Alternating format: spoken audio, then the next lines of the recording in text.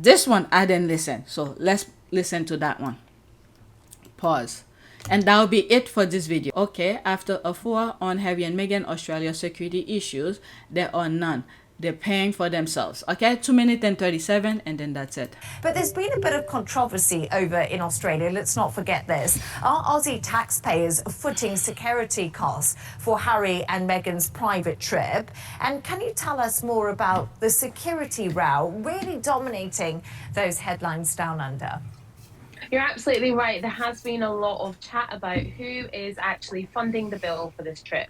So we have to reiterate that Harry and Meghan are private citizens, even though they are the Duke and Duchess of Sussex. This isn't a royal tour, it's privately funded. So they are funding this themselves, whether that's, you know, whatever they're wearing, how they've traveled, everything is funded by them.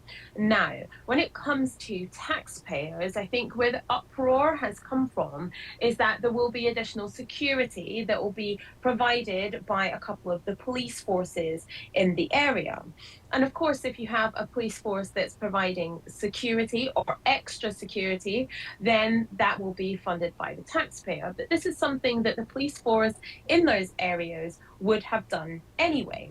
Because if you have a high profile person who's going to be going to a hospital, is going to be moving around, they would make sure that there would be extra police in that place. That is what you pay for as a taxpayer. So I think it's kind of convoluted and kind of a bit of, I think people want to have a problem when it comes to Harry and Meghan, right? And so this is where this row has come from. You have this petition that's been started. Apparently 45,000 people have signed that petition asking that taxpayers not pay for this trip. And I think, you know, the taxpayers shouldn't be paying for this trip, and rightly so. Harry and Meghan are funding it themselves. And of course, the police, where they feel necessary, will provide extra security. Now, I think this also sort of reignites the conversation around Prince Harry's security and why people, you know, kind of really have zoned in and focused on that particular issue. You know, he wanted here in the UK his security to be provided by RABEC, not on a case-by-case basis, on a more permanent basis, something which is still being decided. And I think a lot of people are kind of seeing that a sort of mirror with what's happening in Australia, with the police force, quite rightly, doing their job and providing extra security where it will be needed. And let's remember that's not just for Harry and Meghan, that's for the general public as well. Very well said. And also, in one of the videos that I did already, where this guy was talking about the security aspect, where Harry and Meghan were, let me see if I could find it because it fits perfectly here. And by the way, I'm done with this.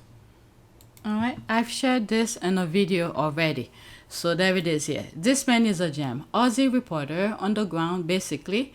Y'all are being gaslit and riled up about taxpayer funding Harry and Meghan's trip when the truth is that there have been 0 police present and 0 motorcade on any of their engagements. So let's listen to this and then I'll go to the next one. I add something else on the list. Let's listen. Screenshot in between. Harry and Meghan are here being spoken with by some representatives from the Career Heritage Trust. And this is not a public event. This was not an advertised event, but we are near, we'll just swing around quickly, near the Yarra River here. In the distance there, something that I have seen only today for the first time in the 3 days that they've been in Melbourne, and that is police. Before Harry and Meghan arrived, there was a lot of discussion about, well, who's going to pay for the police escorts and the motorcades, and who's going to look at, you know, will that be the taxpayer?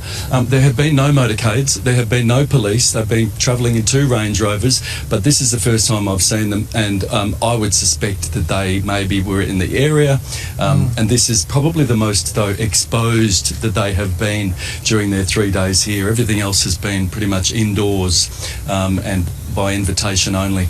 Harry and Meghan are here. So there's the response to that people in the UK who's crying.